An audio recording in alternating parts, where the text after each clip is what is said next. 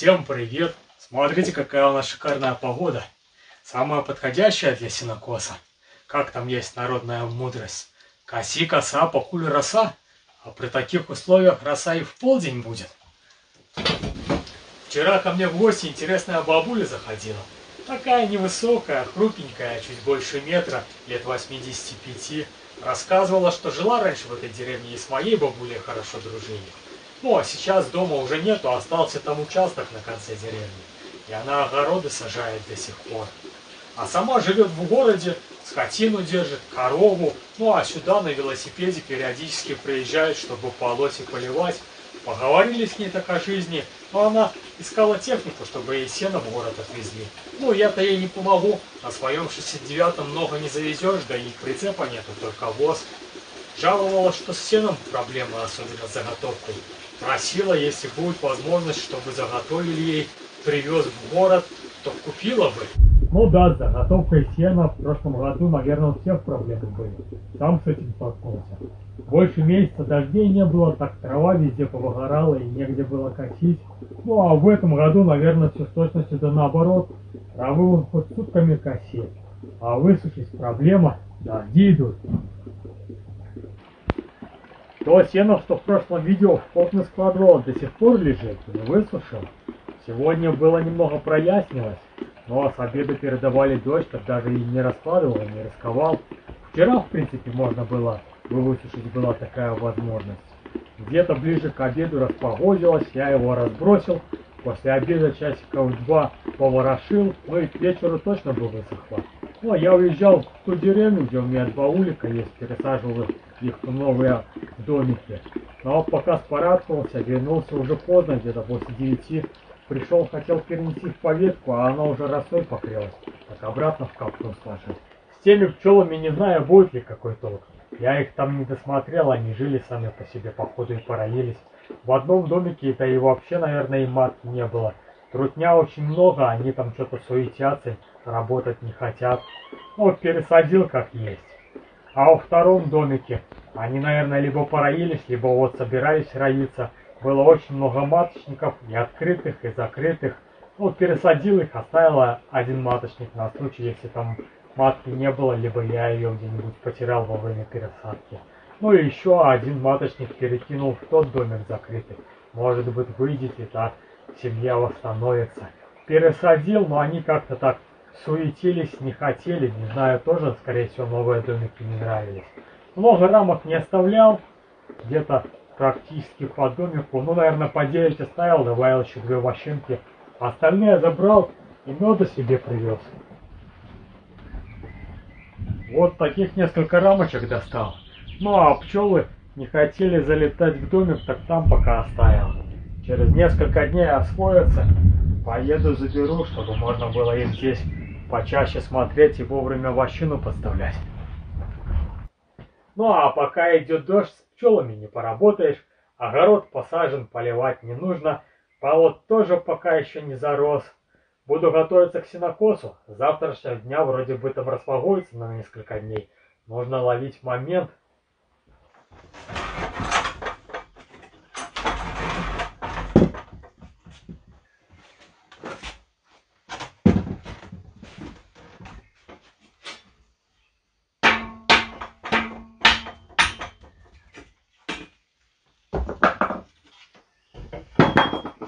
Поклепать немного косу. Последний раз делал это в середине прошлого сенокоса, а уже в этом году прилично накосил. Да и когда горчицу скашивал, после дождя много земли попадало, так совсем затупилось, не хочет косить.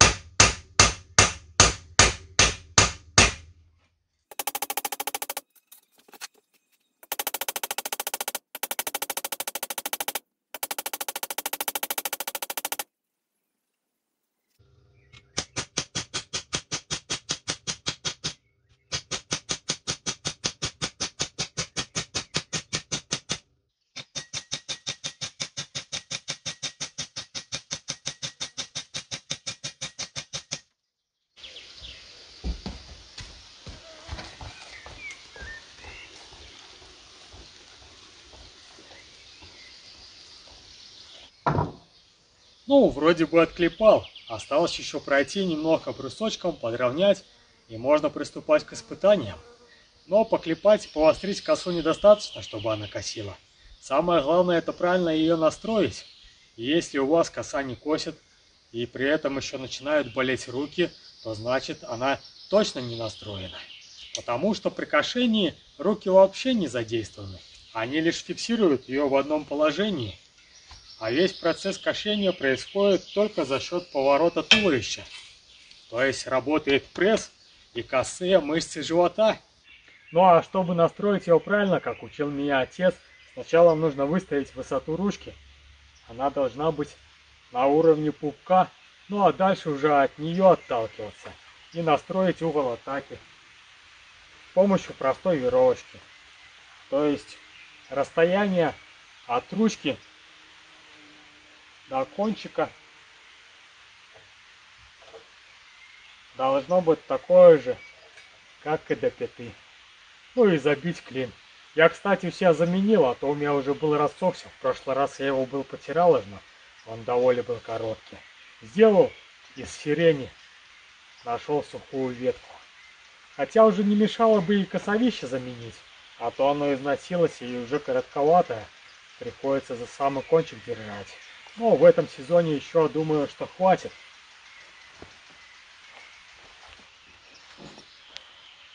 А при навастривании самое главное — это соблюдать технику безопасности. Я уже научен на своем опыте. Несколько швов на руке налаживали. Самое главное — это хорошенько ее вбить в землю, чтобы она не выскочила. Прижать хорошенько под пах. Держать пальцами. Ну и простыми движениями сверху-вниз произвести заточку.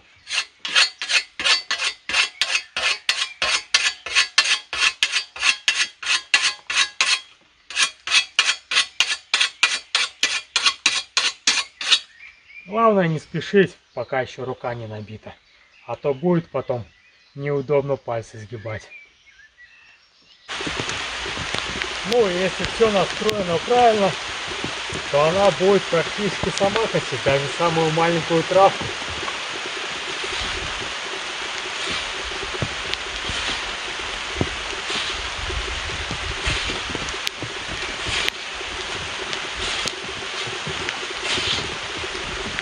Ну а если будет неправильный угол атаки, если завернут кверху, то скорее всего со временем просто косу отломает. Ну а если будет чуть больше загнут, то она будет плохо косить, и нужно будет уже тут доводить руками, чтобы она пятой срабатывала. О, опять начинает усиливаться. Ладно, убежать, ладно. Надо практика.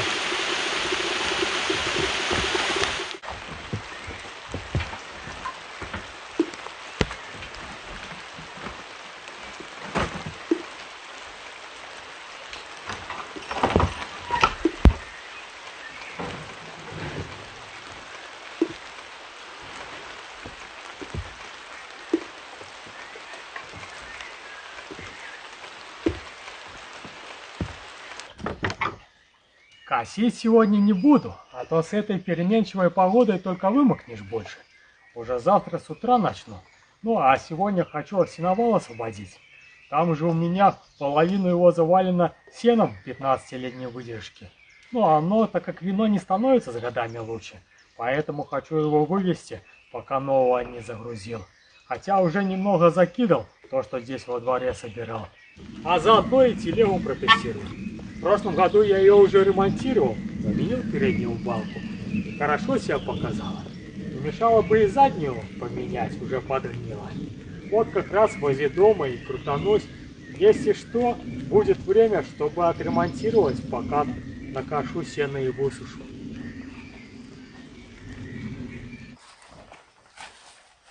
Вот сколько его тут. Телег 5 будет, если не больше.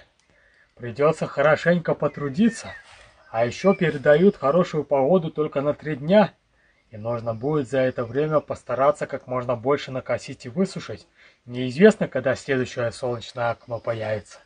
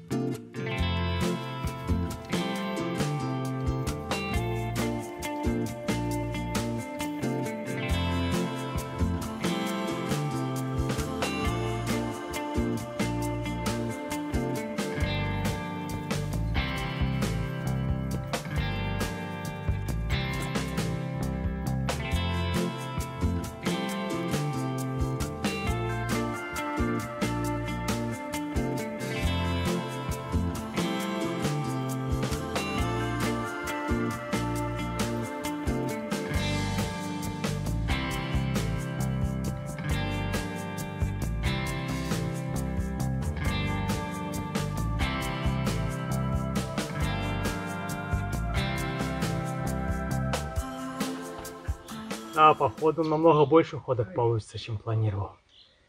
Сено крохка, короткая, вверх много не накладешь. Хотя, может быть, быстрее получится, если просто накидывать, чем накладывать, а потом, если развернется, собирать. Виталька. О, здравствуйте. Добрый вечер. На минуту можешь глушиться. Да, конечно. Телефон. Я роблю, яка ніколи не було. Його як радіо граєш в этом. У телефоне. Ой, я даже не знаю, что это. Ну, пойдемте послушаем. Какой он пошел. Уже надо. В телефоне не было.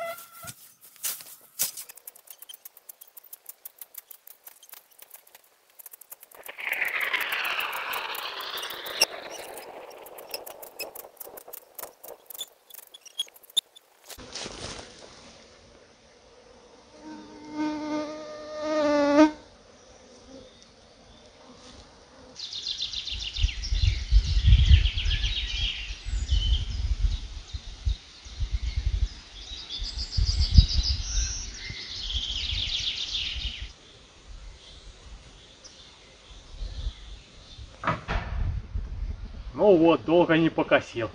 Сломал. Местами довольно густая трава попадается. А еще эти поросли деревьев, так сильно большая нагрузка. Но она уже и была такая расшатанная. Это было предсказуемо. Ну, укорачивать смысла нету. Она и так была короткая, держался за самый кончик. А так получится и другие нагрузки на тело. Хорошо, что у меня запасная есть. По-быстрому переобуться и идти продолжать, пока еще не сильно жарко стало.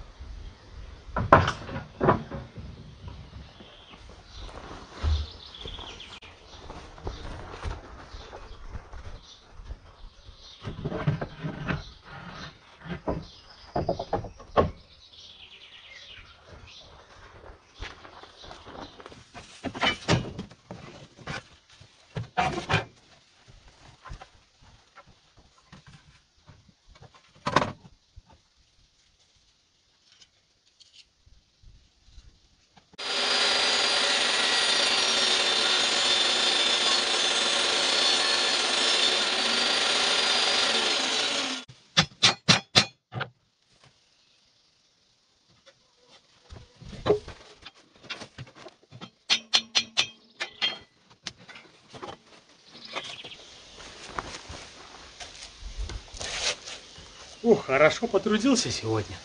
Практически весь сад выкосил. Там остался небольшой кусочек перед пчелами. Так жарко, и они кусаются, не дают работать. Сегодня погода для сушки вообще шикарная. Солнечно, тепло, ветрено. Пока докосил в саду, то, что вчера вечером скашивал, уже нужно было идти ворочать. Такими темпами, если погода не испортится, то за этих 2-3 дня, то и высушу то, что накосил. Уже все по 2 раза поворочил, а то, что было под пленкой накрыто, так высушил, и уже в вал из гроб можно переносить в поветку, а оттуда еще ни одного воза старого не вывез. Но это еще поскидаю в вол, его не так и много. Вылезу с половины, а потом переброшу. Ну а завтра нужно будет постараться освободить всю поветку, чтобы послезавтра можно было спокойно новое завозить.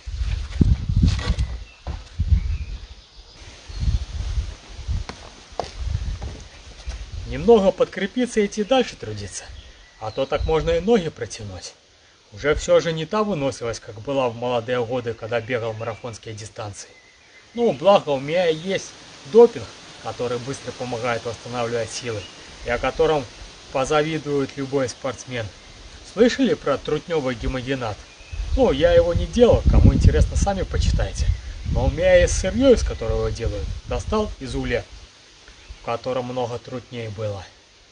Вот сейчас подкреплюсь в свежем виде, потому что у него срок хранения маленький, да и в холодильнике держать. А так будет свежее все.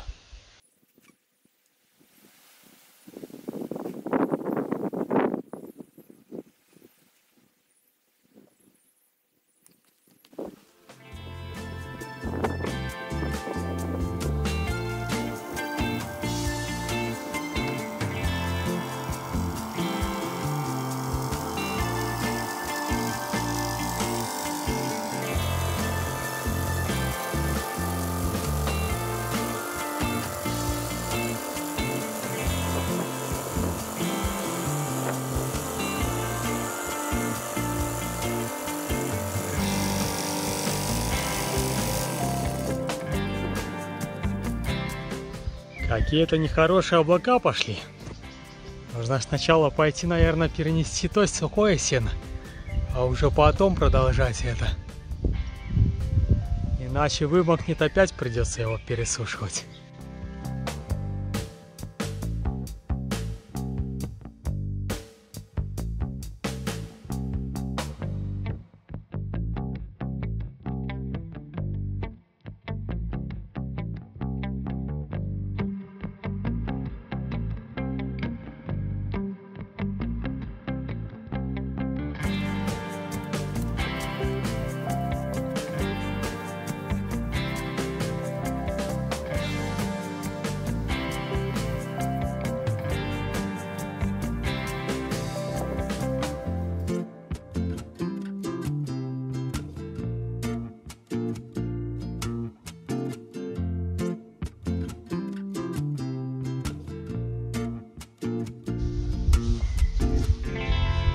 Походу, то это была ложная тревога. Лучше перестраховаться. Если это сено попадет под дождь, то ничего страшного, все равно на утилизацию. А если бы сухое оно мокло, было бы обидно. Больше недели его сушил. Сколько раз в коп складывал, пленка накрывал, еще ни разу не намокала.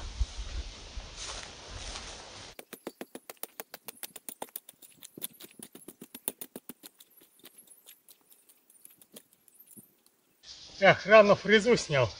Так было бы полегче намного. Как говорится, хорошая мысля приходит после.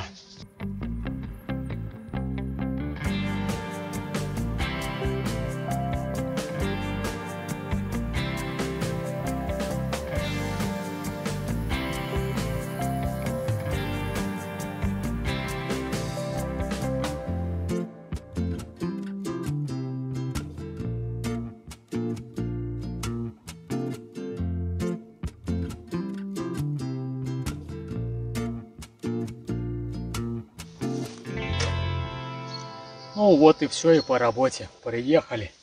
Не выдержала телега, сломалась оглобля. Я думал, что с задней балкой будет проблема, а тут на тебе нежданчик.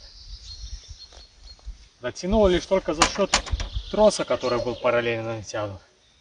А так, не знаю, было бы где-нибудь далеко, с загруженным возом, были проблемы. Хорошо, что начал здесь испытывать, возле дома. Сейчас-то скину.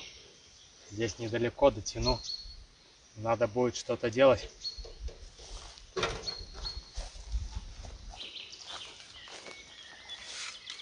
А это старое сено перевожу сюда, поближе к огороду.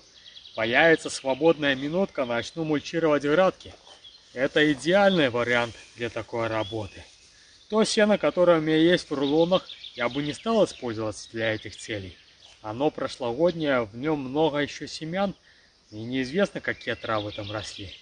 А это сено уже стерильное. За 15 лет все семена потеряли свою схожесть. Идеальный вариант.